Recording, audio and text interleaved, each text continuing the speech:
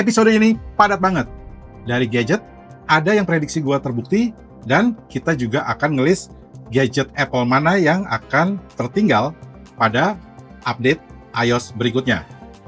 Dari sisi otomotif, ada perusahaan Jepang yang nyerah di EV, sementara Cina makin menggila. Ya.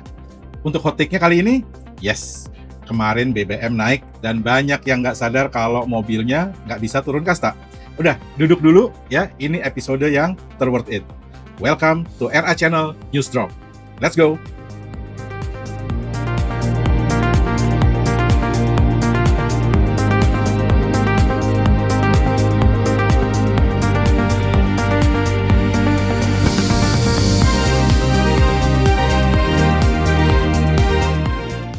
MacBook Neo, yes, MacBook Neo akhirnya sudah rilis di Indonesia dan harganya tidak terlalu meleset dari prediksi gua. Ya, sedikit lebih mahal tapi minor lah ya. Jadi tetap ini sebuah MacBook yang paling affordable. Dimulai dari yang 256GB itu di 10.749.000. Sementara yang 512GB itu di 12.999.000. Yang menarik, harga-harga ini masih lebih murah dibandingkan harga di luar. Contoh kayak di Singapura. Singapura itu kalau dirupiahin dengan kurs sekarang itu sekitar 11,7 jutaan ya. Singapura, Malaysia ya emang tergantung kurs ya, tapi pas gua intip itu Indonesia masih di jajaran yang paling atas untuk harga paling murah di Asia Tenggara. Nah, di Indonesia dia nggak berbeda jauh nasibnya kayak waktu di US. Itu dari rilis ya, jadi masa pre-ordernya itu 15 Mei. Begitu rilis 22 Mei, itu cepet banget abisnya ya, laku di mana-mana. Jadi toko-toko partner resminya Apple itu kayak Digimaps, iBox, Eraphone, itu beberapa warna udah susah dicari ya. Paling yang kesisa biasanya kalau nggak silver, ya indigo gitu ya. Tapi citrus sama blush, wow, itu laku keras. Nah, hal ini juga yang bikin Apple di US itu harus memesan ulang chip A18 Pro. Ya lu tahu pasti kan, chip A18 Pro itu chip yang dipakai di iPhone 16 Pro. Yang tadinya sebetulnya kayak excess atau kelebihan, yang chipnya itu GPU-nya kurang 1 core, dibikin jadi MacBook Neo. Nah, yang tadinya sisa, tadinya excess, tadinya gratis tinggal ngeraup dari sisa produksi, sekarang habis. Artinya mereka harus menyiapkan produksi baru supaya MacBook Neo ini tetap bisa dijual, karena stoknya udah mulai tipis. Jadi karena si Neo ini terlalu laris, Apple terpaksa pesan chip baru, bukan sisa, ke TSMC di Taiwan. MacBook Air M5. Ini juga ternyata di-launching berbarengan dengan MacBook Neo.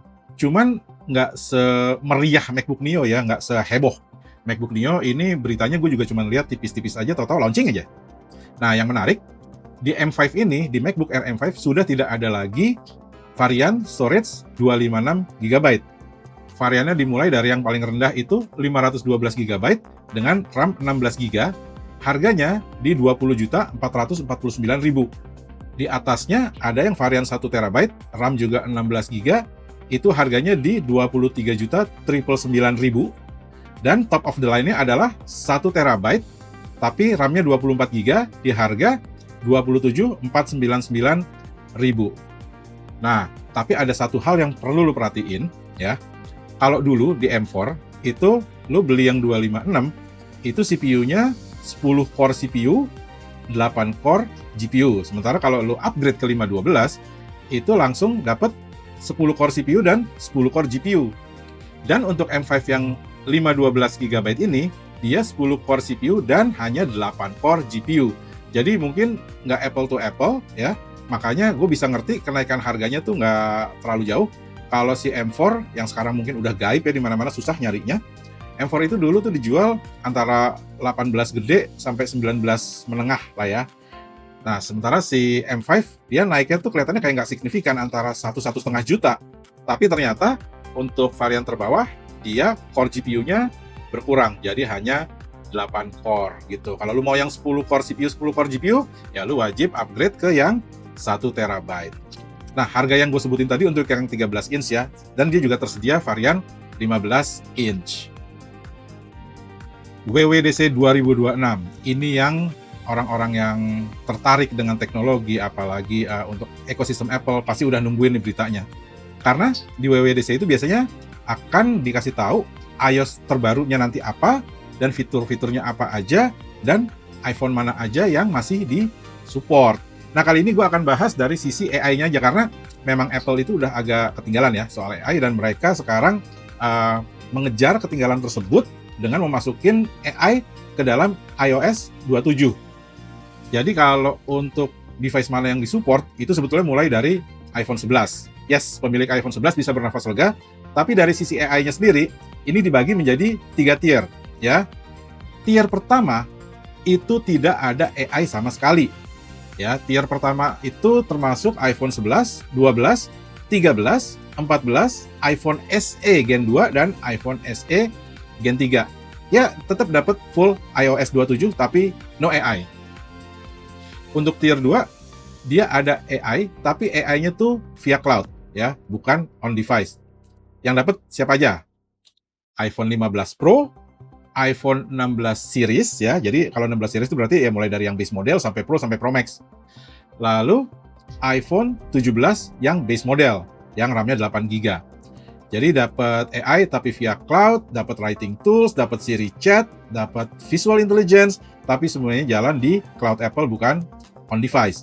Nah, untuk tier 3 ini dapat full dan on device, yaitu untuk iPhone Air, iPhone 17 Pro, iPhone 17 Pro Max yang RAM-nya sudah 12 GB. Dan selain mereka dapat yang on device, ada 2 fitur tambahan, yaitu Siri dengan suara ekspresif dan dictation on device yang jauh lebih akurat. Ya well, 2 fitur tambahan itu gua nggak terlalu semangat, tapi ya udahlah, kalau ada pasti gua akan coba pakai. Oke, jadi ya buat yang punya iPhone dari iPhone 11 itu tetap akan disupport di iOS 27. Dari kubu Android, Xiaomi muncul dengan meluncurkan Xiaomi 17 Ultra. Ini HP yang bisa bikin kamera DSLR atau mirrorless menengah ke bawah itu minder, ya. Kenapa bisa minder? Xiaomi 17 Ultra ini sudah mendukung 200 megapiksel untuk sensornya.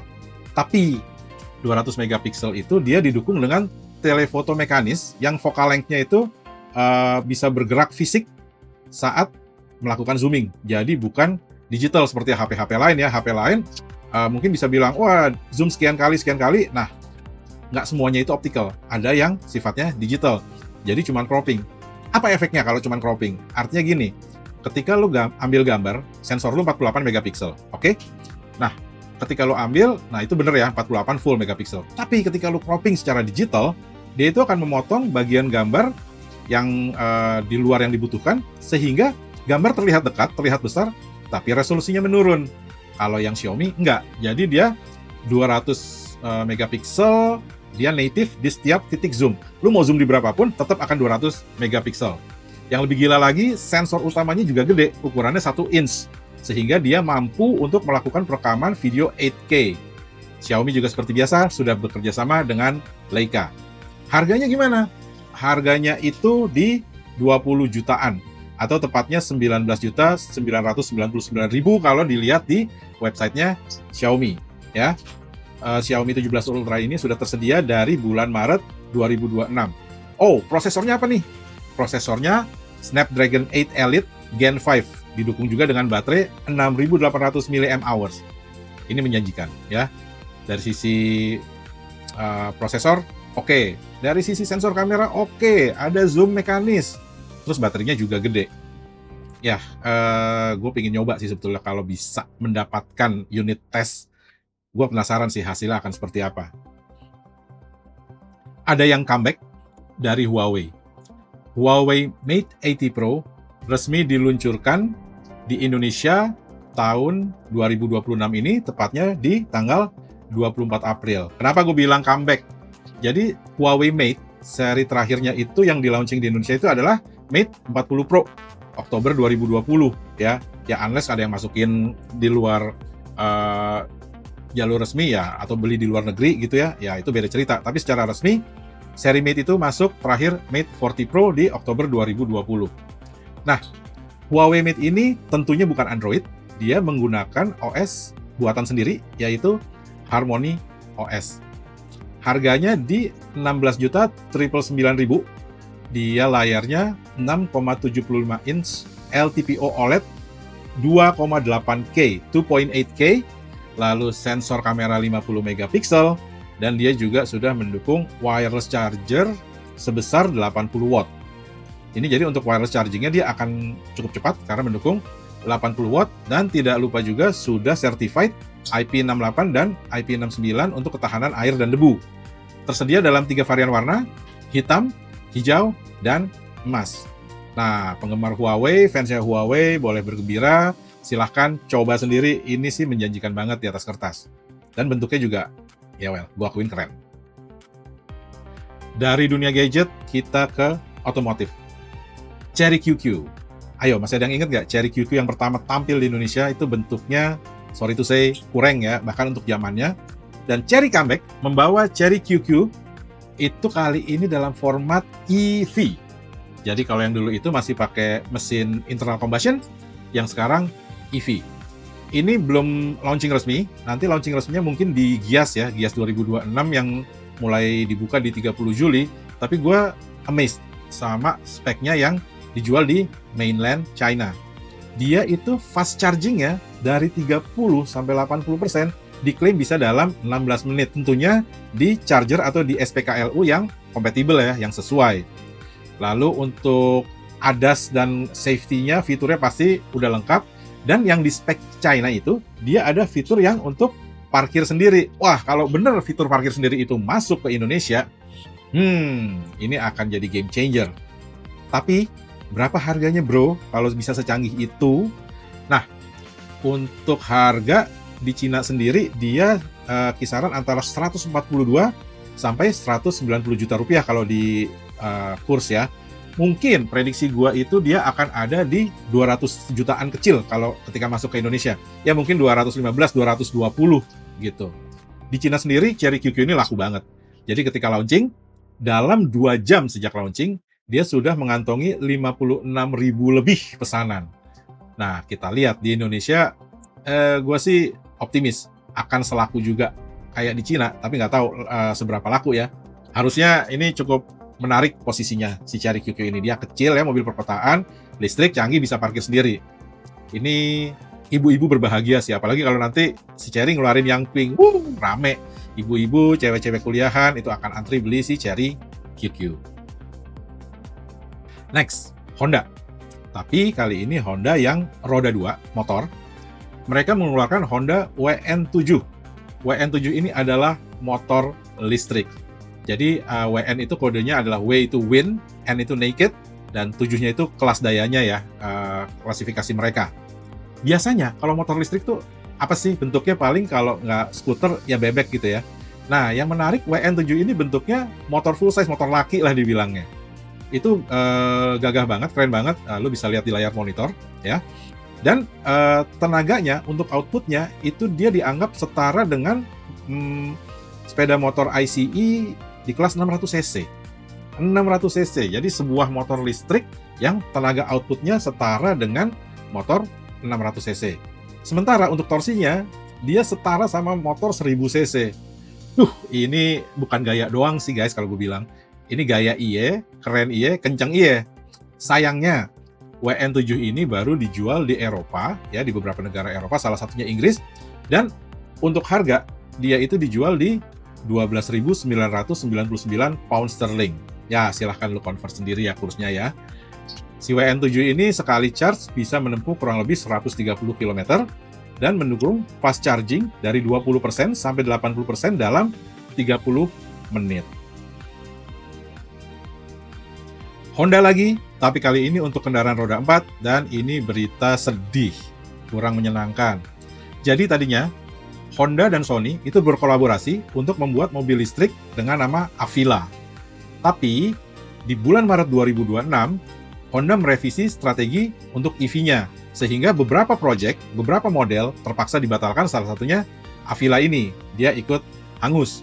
Padahal, si Avila ini dia sudah sempat show Avila 1 sedan ya di CES 2026 dengan harga jual 90.000 US dollar. Itu keren sih, itu layar di mana-mana, interiornya tuh banyak layarnya, dan karena dia kolaborasi sama Sony, ada slot untuk controller PS5. Well, untuk gadget freak kayak gue menyenangkan sih. Tapi sayang, harus dibatalkan. Dan orang yang sudah kadung reserve atau inden, itu uangnya full dibalikin.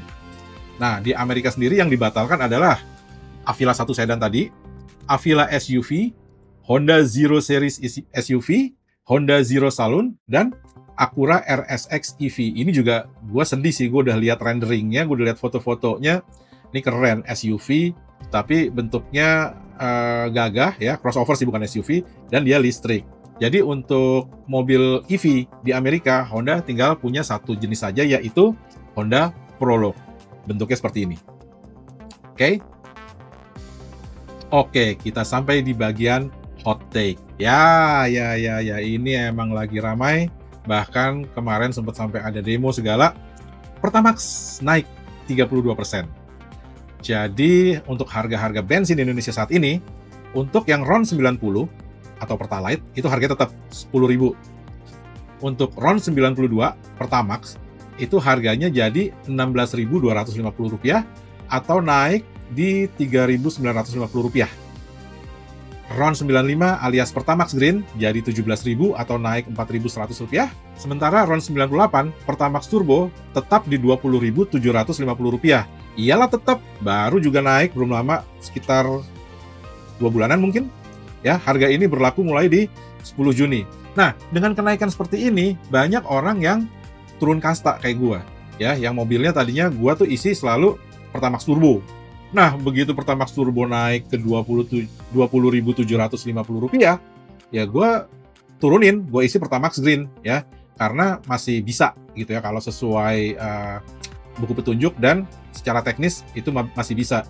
Tapi dengan Pertamaxnya dinaikin lagi, ya gue ngelihat jadi kayak nggak terlalu berasa ngemat sih dengan turun ke Green, tapi udah tetap lebih hemat ya, dari 17.000 ke 20.750. Nah, mungkin di antara lu banyak yang berpikiran kayak gue, ya udahlah harganya naik, ya nggak mungkin gue nggak isi bensin, gue turun kasta aja. Tapi ada beberapa hal yang perlu lu perhatikan. Yang pertama bisa dari rasio kompresi mesin mobil lo. Tapi itu bukan satu-satunya ya, lu juga harus consult atau lihat buku manual dari mobil yang punya.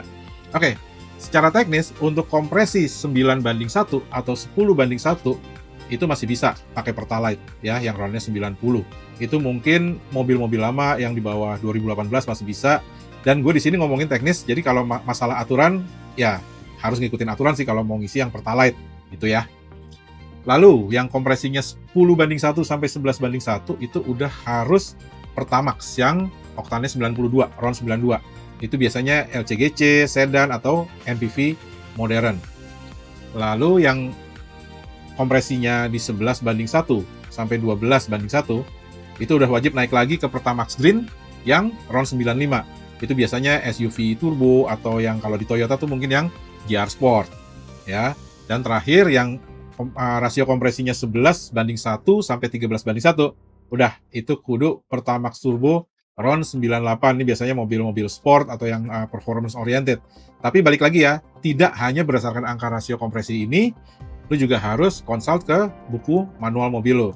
Jadi, yang sekarang udah pakai Pertamax yang RON 92 terus mau turun ke Pertalite, walaupun mungkin dibolehkan secara aturan, tapi baca lagi deh, cek lagi, jangan sampai lu turun kasta ngerusak mesin. Ya emang ini kenaikan memberatkan kita semua, tapi kan bukan lu atau gua doang yang kena, ini semua orang kena gitu. Oke, untuk episode kedua seperti ini, dan gua mau say sorry, kemarin gua berusaha untuk bikin untuk 2 minggu sekali ya. Di episode pertama gua bilang akan gua upload 2 minggu sekali, tapi sorry to say waktunya nggak kekejar, dan gua akan tetap berusaha untuk bikin 2 minggu sekali. Semoga bisa kejadian. Thank you buat yang udah nonton sampai selesai. Ditunggu like-nya, share-nya, dan komennya. Buat yang belum subscribe, tolong subscribe, gratis kok. Dan bantu kami dari Era Channel untuk bisa meraih 2.000 subscriber di akhir tahun 2026 ini. Tunggu video-video kami berikutnya. Gua Aldo dari RA News Drop. Bye-bye.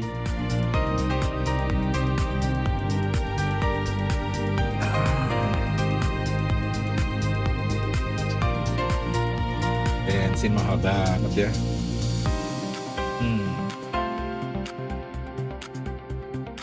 Beli listrik aja kali ya.